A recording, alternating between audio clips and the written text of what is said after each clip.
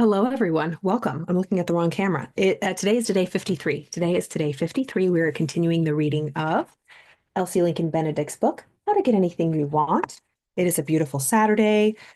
Surprisingly, it is warm out. It was about 70 degrees today, and I had a sweater on earlier, but it just felt so good. It felt so good, and I had the heater on, so we are just in sports loungewear today, you know? But we are continuing the reading of Elsie Lincoln Benedict's book, How to Get Anything You Want. We are on lesson 4, Set the Gauge for What You Want. Yesterday, we had a short but sweet reading talking about how we change our direction when we find ourselves in a negative mood, because if we predominantly stay in a negative mood, it really affects everything in our life, and we continue to attract more of that, and that is not what we want. That is not what we want. So let's read a little bit more today. She says this course it supplies the need for us to be able to switch into the direction that we want, just as the book of instructions tells the cook exactly how to set the gauges for what she wants her stove to produce, referring to a few sessions back when we talked about that cook in the kitchen who saw the brand new electric stove that could set the gauges and cook and have a timer and all of this, and she was used to the old school gas stove. I'm sorry, well, yeah, gas stove with the flames, where she had to stay in the kitchen all day and watch everything because there was no timers, there was no program set into the new machine that was this powerful stove. So Elsie Lincoln Benedict is comparing our subconscious mind, the power of our mind, as the most effective, precise, advanced machinery that we can learn how to use. It's there. Most people don't know how to use it. We're not taught how to use it, but there are gauges within our minds that when we learn how to work with them, the universal laws, we can shift the gauges to whatever we want, truly. If you can think about it and truly believe it, you can achieve it, but you have to understand how to work with these laws instead of against them. And one primarily is moods, your emotions, otherwise known as the law of vibration. How we feel, the moods that we're in will dictate what we attract to ourselves. I'm sure you've heard of the law of attraction too, which is a secondary law. It's an effect. The law of attraction is an effect. That's really nothing we work at. It's the law of vibration is the primary law that dictates what we attract. So how we're vibrating, how we're feeling, we will attract more to that, more of that to us. Okay.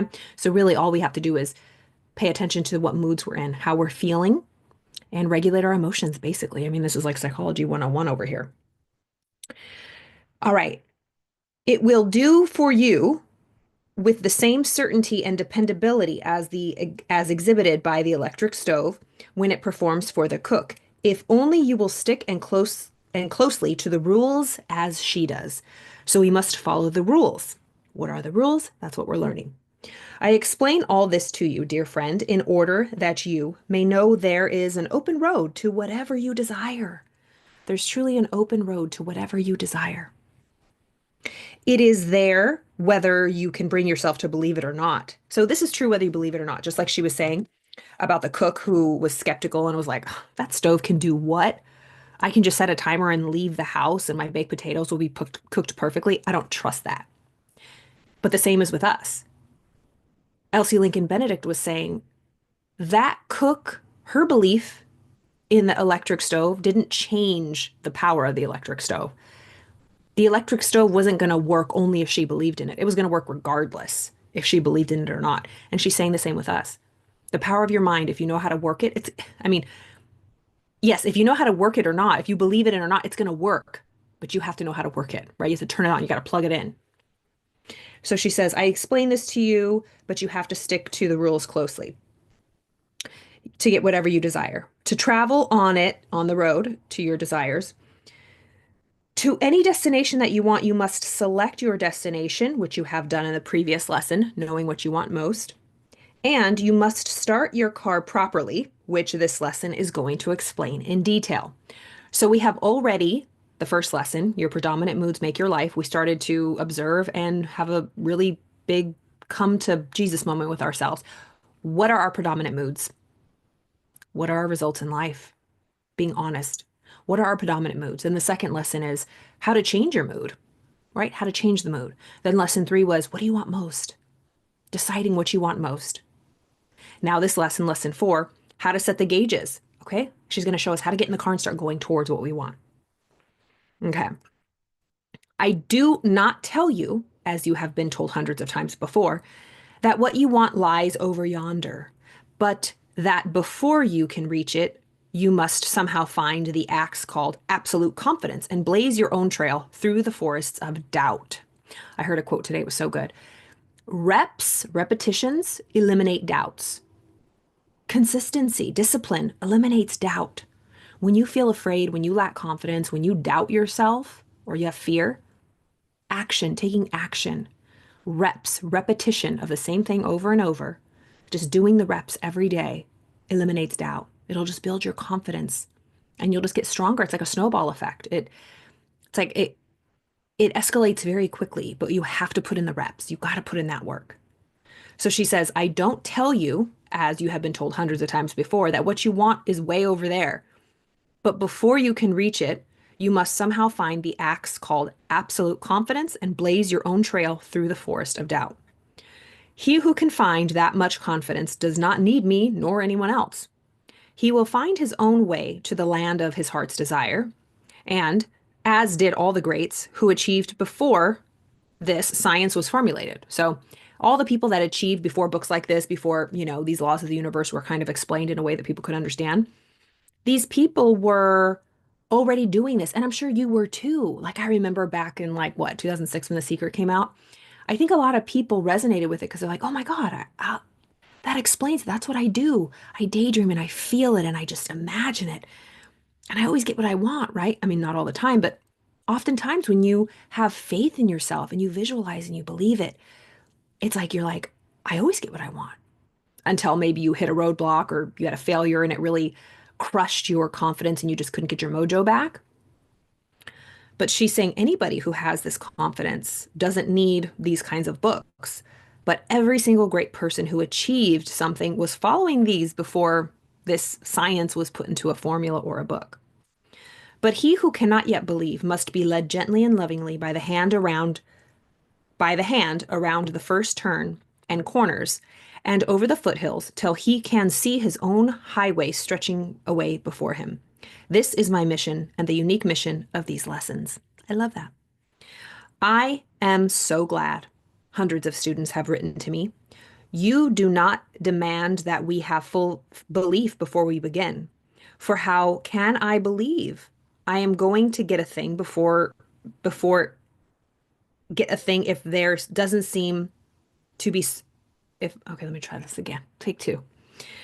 So this is quotes from her students. I'm so glad hundreds of students have written to me. You do not demand that we have full belief before we begin. For how can I believe I am going to get a thing if there doesn't seem to be certainty of it?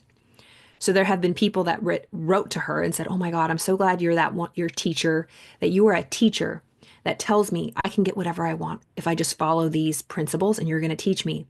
But you're not a teacher that's going to say, okay, Carly, you have to believe fully and 100%. And if you don't, it's not going to work. That's what people loved about Elsie Lincoln Benedict. That's what I love about her. So she says, the student told Elsie, you do not demand. I'm so glad that you don't demand that we have full faith before we begin. For how can I believe I'm going to get something if there's no certainty of it? That's hard for most of us. We can throw around quotes like, you have to believe it before you see it. It's like, no, usually most of us were trained, I'm not going to believe it until I see it. That's just how we're programmed. And it's safety for our brain too. We don't want to get hurt. We don't want to risk or fail. So it's for protection, but we have to get over that if we truly want to step out of our comfort zone. And it is scary. It can be uncomfortable. It is uncomfortable. It doesn't have to be painful, but it's uncomfortable. Most of the times it is painful, but you get over that real quick. How can I expect I am going to get this thing I want so much when I have never yet got the things I wanted most? How can I have faith when there's nothing reasonably to base it upon? My whole experience in life has been so disappointing. I simply haven't the confidence in myself or in my ability to get what I want. And then Elsie replies, my reply to all who feel this is belief and trust and optimism will help a lot to speed up the delivery of what you want, but they are not absolutely essential to your getting it eventually. I love that. So Elsie Lincoln Benedict says, if you're someone who has a hard time believing, has a hard time expecting, has a hard time having faith in what you want, to this she says, belief and trust and optimism will help a lot. It'll speed you up, but they are not absolutely essential to your getting there. I hope that sounds refreshing to you if you've been struggling. Non-belief is of your conscious mind, and your conscious mind is something entirely apart from your subconscious mind. It knows very little about its operations and activities. You and that conscious mind of yours do not get this thing and bring it to you. Anyhow, like your conscious mind, what you think, your doubt, whatever, your lack of confidence, is not what produces your results anyway. It's your subconscious mind. So she says, you and that subconscious mind of yours do not get this thing to bring it to you anyway. This is all done by the subconscious, which begins to produce certain things for you whenever you do certain things to it, just as a clock starts to run when you wind it, just as a car starts when you step on the starter. You don't do it. You merely do certain things to your car. And because it is constructed in accordance with law, it responds. This is such a game changer. Okay, when it comes to affirmations and autosuggestions, we're doing it 24/7. People that say affirmations don't work, autosuggestion doesn't work. Yes, it does. You use it 24/7. We are constantly talking to ourselves. There is a narrative, even if you're not consciously aware of it, when you're sleeping. In your subconscious mind, there is a narrative playing 24/7. It never shuts up. It's what beats your heart. It's what blinks your eyes, gets your blood, your food digested, your blood circulating. Your subconscious mind also giving executive functioning to your body, right? The orders and keeping you alive, has narratives and stories. It's the storehouse of what brings you everything. It's your vibrational house. It's what dictates the frequency. It's your emotions, it's your feelings. It truly runs your life. And it doesn't matter what you're consciously aware of. Look at how many people talk, say this, say that, think all these things, and nothing ever happens for them. It's because that's not what is running their life. It's the subconscious mind that's running your life. And you don't have to do anything. Your subconscious mind does all the work. You just flip the switches. You do the things that trigger the subconscious mind, like affirmations or autosuggestions, consciously listening, repeating, writing. Actually, I would say listening has been the biggest thing for me. I can't attest to writing so much. A lot. If you are a visual learner or you like to write, go for it. I journal, that really helps me too. But when it comes to affirmations, recording it in my own voice and listening to it has been the most powerful change that I've seen in my own personal life. And just like she says, I didn't have to believe it. I just make sure that I listen to it every day. And it does the work. But it's like, am I going to be consistent and disciplined to push play and to grab my phone and to do it every day? The times that I have been disciplined and consistent, that's when I see all the changes. And even as I'm talking about this, that's why I'm so grateful I do this. It reminds me, okay, girl, get back on it, right? I'm going to listen to it before I go to bed, do my mirror work, right? Read it out loud to myself that I have written down. All we have to do is do the things that trigger the subconscious mind. We don't have to do the work ourselves. I love that she says that. So you don't do it. You merely do certain things to your car or subconscious mind. And because it's constructed by law, it responds. The same is true for your gray subconscious. Backing it up with confidence will make it work more quickly for the simple reason that confidence makes you act more quickly, accurately, and effectively to set it in motion, just as belief in your ability to start your car makes your car start it more quickly. Just as confidence in your car saves you the delays of puttering around for this or of stepping on the gas tremblingly, so confidence in your ability to do a thing helps you in two ways, by saving time and by applying more power. A thing that is attempted with enthusiasm is already halfway done. Napoleon Hill talks a lot about enthusiasm. Positive mental attitude, being enthusiastic. Let me see if it's on there. Yeah, positive mental attitude, a pleasing personality, enthusiasm. Yes, it's on there. It's one of there's a poster from the foundation, Stay the Course, and it has all the masts, the sails on this big ship, and each sail has a different principle. Success, applied faith, personal initiative, going the extra mile, definiteness of purpose, positive mental attitude, the mastermind, teamwork, pleasing personality, creative vision, creative vision, enthusiasm, maintenance of sound health, budgeting of time and money, cosmic habit force, learning from adversity and defeat, accurate thinking, self-discipline. Yeah, I got them all. I think those should be the 17 principles. The philosophy of success. That's what it is. I love it. Enthusiasm. So that listen to that. And that word in theos, one with God, enthusiasm. To be enthusiastic is to be one with God. That great power that's within all of us, right? We could tap into it or we don't have to. So I like that she says this.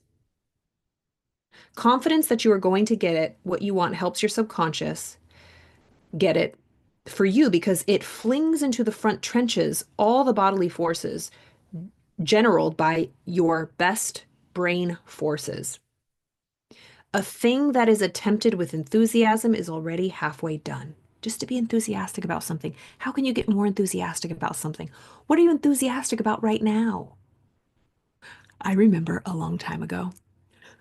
I won't go into the details. Maybe that'll be on some podcast that has like fun stories. But anyways, I was in Vegas one time and it was a wild night and we met these guys and they were just fun dudes. I think they were from like New Hampshire, New Hampshire.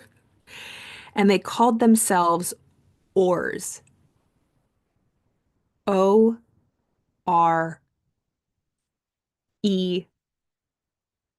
O-R-Es. Oars. Off-road enthusiasts. I was laughing. I was like, is that really a thing? I don't know if they just made it up or if that's really a thing. Off-road enthusiasts. And I always remembered that. That cracked me up. But they were enthusiastic about off-roading. It was like a, are you what's it called when people do dirt bike riding? Like you're enthusiastic about that. I know my friend Jim Williams, shout out to you. He loves his motorcycles. He does crazy things. He goes on rides and for hours and that's his meditation. And he's very enthusiastic about his motorcycles. Shout out to Peggy, one of his motorcycles.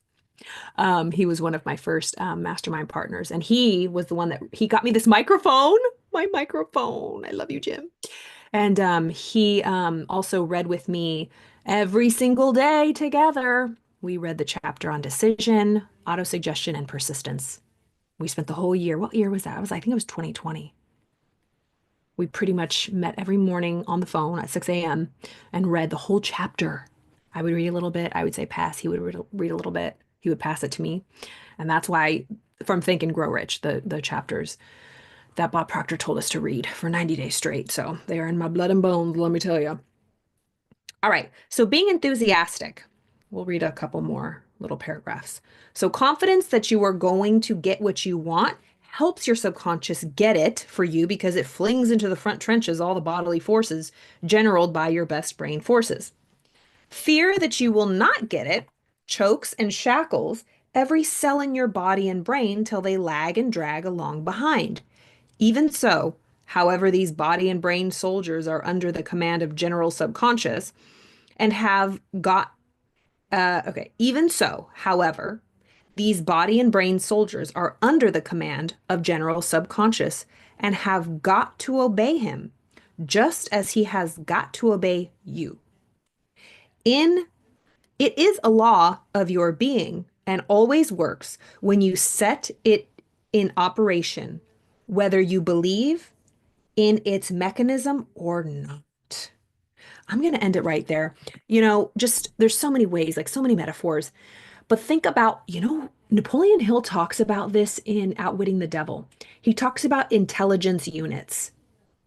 Intelligence units. Each person is made up of just a bunch of intelligence units that comes together for a period of time. And when we die, the intelligence units disperse. So right now I am comprised of a bunch of intelligence units. And let's go a little farther with this metaphor. Every cell in my body makes up one unit. So I am made up of billions of intelligence units or cells of my body. So think about like if this was an animation, you would just see every single cell just like moving really fast, right? That made up a big vibration of my body, like this bag of blood and bones, right? These intelligence units, think about them as bees. I think Napoleon actually describes this in Outwitting the Devil, that it's just like a beehive, right? Like a swarm of bees. Okay. So imagine that every cell in my body is like a little bee. And I am a big swarm of bees. And each bee is working towards this, whatever the queen bee is telling this hive to do. Who's the queen bee? It's my subconscious mind. My subconscious mind is the queen bee. My subconscious mind is talking to all of the bees that make me up, and all these bees will do whatever the queen bee says. So all I have to do is make sure that I give the orders through autosuggestion, through affirmation, through visualization. I dictate, I give the thoughts repeatedly to my subconscious mind about how I want to feel, how I want to show up in the world, how I want to serve, how I want to feel, how I want to travel, how much money I want to make, how I want my relationships to play out. Like, truly, of course, life is going to happen. There's still going to be crazy things, but the things I'm in control of, how I show up in the world, regardless of what happens outside, the money I make, regardless of what happens outside, the health that I'm in, regardless of what happens outside. And even think about it, like, again, I share that I serve amazing clients who have been through, cancer diagnosis, have beat it twice, a few people in our community too. And even when I say, like, you can dictate your health, well, what about when you get sick, Carla? What about when you get a terminal illness? You can still dictate how your health is in that state. Do you see what I'm saying? Perfect health does not dictate like a perfect mind. Let me tell you that right now. And that's why I think a lot of people are afraid to think negatively because they think they're going to get sick. Yeah, sometimes that does happen, but sometimes it doesn't. Sometimes it affects you in many different ways that we can't see. A perfect body does not equate a perfect mindset, and a sick body does not equate a sick mindset. There are things happening on such deeper levels than we know. That's what I love about A Course in Miracles, side note. And Ken Wapnick, um, who I study, who has the notes on A Course in Miracles, and I just love him so much. He really describes this perfectly, that our soul, like, has lessons to learn. And sometimes the lesson is through being sick, through a tragedy, through this, through that. And it's none of our business what other people's lessons are. It's ours. And whatever's happening to us is there to teach us, to evolve us, and even in the hardest times, we can dictate our attitude through it. So even if, we see it all the time, like who's the guy? I'm just thinking of that football player, Inky Johnson, who like lost his arm basically because he had an injury. He goes around and does motivational speeches, and he's one of the greatest motivators in the world. And he lost his career. Like, my God, what a tragedy. Or people who are paralyzed, or that guy who literally was born with no limbs, that Nick, I can't ever say his name. And he is literally just a torso. And he has the microphone on his head and motivates people all around the world. We can all face horrendous atrocities, and Viktor Frankl, Viktor Frankl, Man's Search for Meaning, went through the Holocaust, had everybody murdered, everything taken from him. And he realized that nobody could take his free will to think whatever he wants or to respond. And then he was a prolific teacher, wrote books, got it, saved how many lives, like, psychologically helped people through the toughest times. So back to the analogy of intelligence units. Say I am a swarm of intelligence units. Think of them as little bees. Every single cell is a bee. Who is telling each bee to do? Most of us don't. We just think that we let other people tell the bees what to do. And then we're kind of going here, we're going here, we're going here, and we're just like kind of lost and we feel out of control. When I realize, and every day I have to realize, it doesn't roll over like Verizon minutes. If I get it today, it doesn't set me up for the rest of my life. Like, I have to decide every day that I am going to tell a new story. Every day. It's always going to iterate. It's only going to get better. The better it gets, the better it gets, regardless of what's happening outside. This is all within what I'm in control of. The only thing I'm in control of is my thoughts. So every day when I decide I am going to put the seeds that I want, the thoughts that I want into my subconscious mind, into that soil every day, just for 5 minutes a day with emotion. Focus on it. Listen to my affirmations every day. I give the orders to my subconscious mind, and that subconscious mind will tell the bees what to do. I'm not going to let the outside world or old narratives that are recycled or from generations past. Transgenerational trauma is real.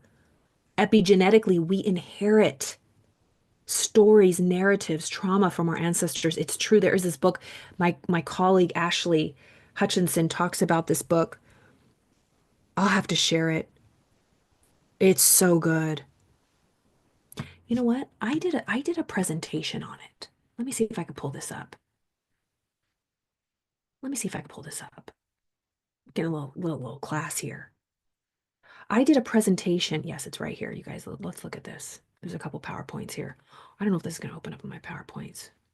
My PowerPoints has been acting up lately. Here it is. Okay, great. It's just a little slide here. Okay, so this is a presentation I did. Actually, I did it for Hope for Housing. It was Paul Tully. Shout out to Paul. Um, what is that? Hope for Housing. They do what in the heck? It'll come to me. It'll pop up like toast. Anyways, I did a presentation for them on mental health and the effects. It's like of the effects of mental health on like a socioeconomic group of people, which they work with lower SES communities. Okay. So, okay, the mental health, the relationship between different addiction and all this. What's the mind? We talk about that all the time. I'll go over this one day. Where is it? See, this just right here, Maslow's hierarchy of needs. Like, if our basic psychological needs aren't met, what makes us think we're gonna like start attracting all this shit and like have high self-esteem? Like, let's get it together. If we are in fight or flight and we don't feel safe and secure, like these bottom two right here are what most people struggle with, myself included. If we do not have basic needs met, forget about feeling all of these things and like living your best life. If you don't know how to regulate your emotions, you start right there. Like, don't even try to go further. Listen, I even say this before you even start repeating your auto suggestion or affirmations, like, well, not before, but while you do that, start regulating your nervous system, tapping, breathing, walking, meditating, regulating your nervous system, getting enough sleep, getting proper food. Get your basic needs met. If you're trying to live your best life, please just do that because nothing's going to work. Say you even get to the top of the top. I mean, you will not get to self-realization. You might get to like safety and security and like belonging or something and like whatever, have money in the bank. But like if you don't have your basic needs met, this is gonna tumble the house of cards. Trust me. If you don't have a solid foundation, anyways. All right, so adverse childhood experiences, this kind of goes along with it. The statistics are just crazy. So, yeah, having adverse childhood experiences, they call them ACEs, it has an impact. Early death, generational embodiment, historical trauma, these are just the pillars that make up these adverse childhood experiences, and it causes all these terrible side effects. It's crazy. So epigenetics, that's what I wanted to look over. Okay. How does it relate to our childhood development? Epigenetics, I'm reading right here, is an emerging area of scientific research that shows how environmental influences children's experiences actually affect the expression of our genes.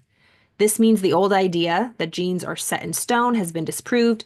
Nature versus nurture is no longer a debate. It's nearly always both. During development, the DNA that makes up our genes accumulates chemical markers that determine how much or how little of the genes is expressed.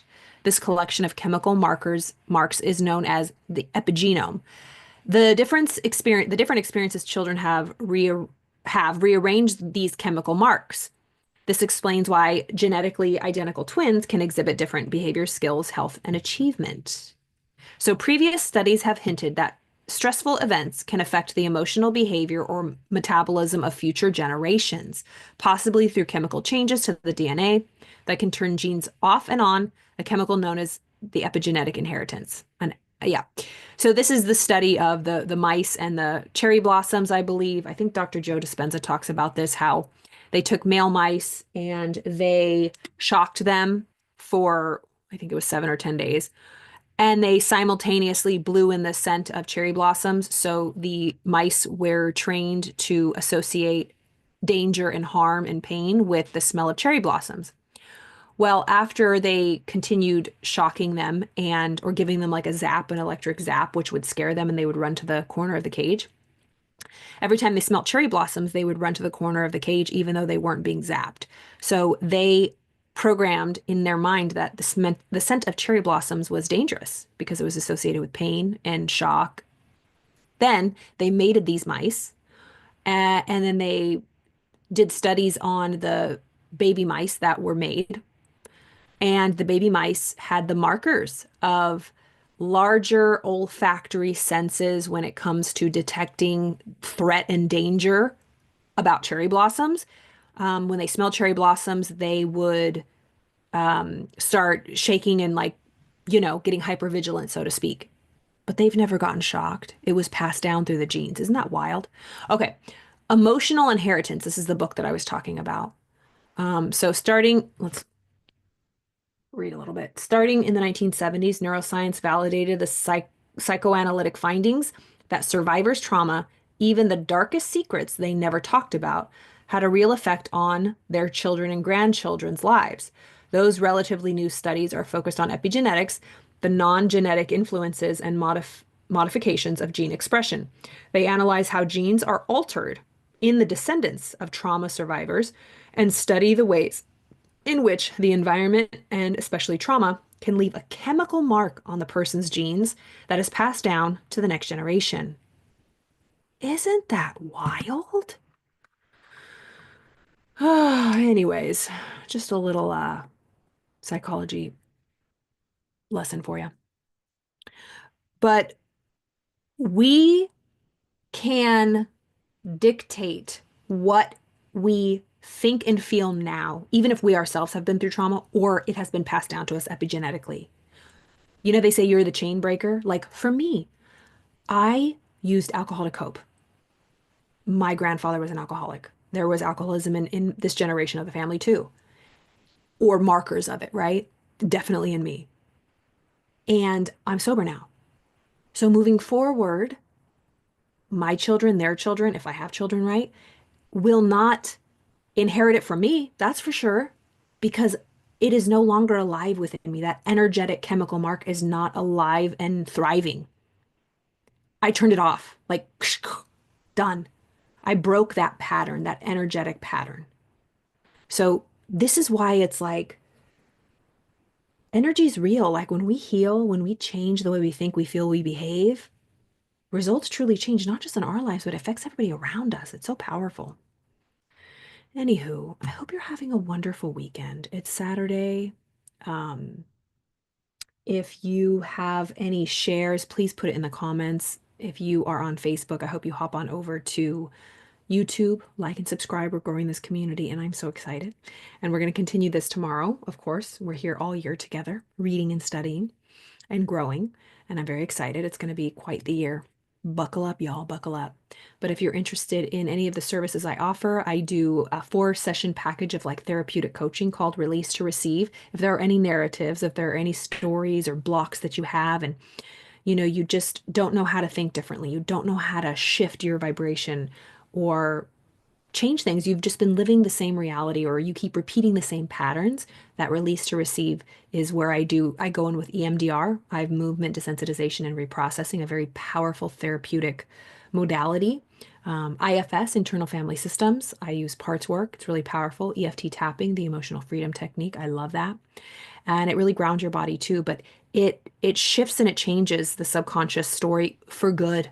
I personally have experienced it. A lot of my clients have experienced it. So if you're interested in that, that's the Release to Receive offer. The link is below in the description box of all my YouTube videos. What else? This playlist is available of all the previous lessons. We're reading this whole book together. I also do human design foundational readings if you're interested in that. They're hour-long readings, one-on-one, me and you via Zoom. And I tell you all about your human design graph and all some goodies that I found in my own personal exploration of it. It really changed my life, and I do use it in my coaching and therapy practice as well. So that's human design. If you haven't heard of that, look it up. I have a video on my playlist about it as well, in my YouTube channel. What else? There's, of course, the Napoleon Hill Institute, the full immersion coaching program, and all kinds of other things. So if you wanted to chat about your personal or spiritual development or, just healing from stuff, I'm a licensed psychotherapist. I'm actually doing a training after this on parts work, getting my CEUs in because I got to renew that license. But anyways, I hope you're having a wonderful weekend. All my information is below. I look forward to seeing you all tomorrow. Have a wonderful evening.